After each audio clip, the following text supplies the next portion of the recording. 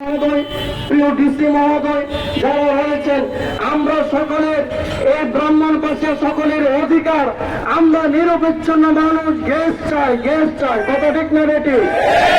Gas নাই বিল নাই, gas নাই নিরবিচ্ছিন্ন গ্যাস চাই।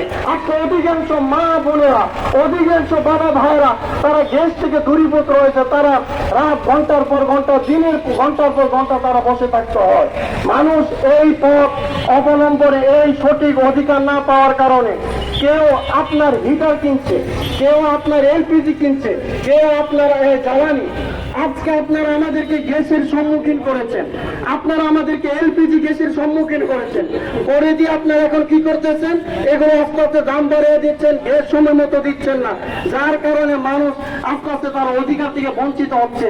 আজকে একটা মানুষ ইচ্ছা করলে সে তার বিল্ডিং এর মধ্যে জ্বালানি দিয়ে, লাকড়ি দিয়ে, ঘড়ি দিয়ে রান্না করতে পারবে না। ইচ্ছা করলে কেরোসিন দিয়ে আগের মতো আপনার চুলা সে ব্যবহার করতে পারবে না।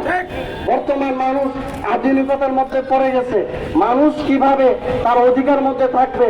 দয়া করে আপনারা বিগত যারা গ্যাসের আবেদন করেছিলেন তাদেরকে গ্যাস লাইন দেন, তাদের গ্যাস আপনারা নিরবিচ্ছিন্ন তাদের গ্যাস লাইন কাটবেন। 1 নম্বর দাবি আমাদের।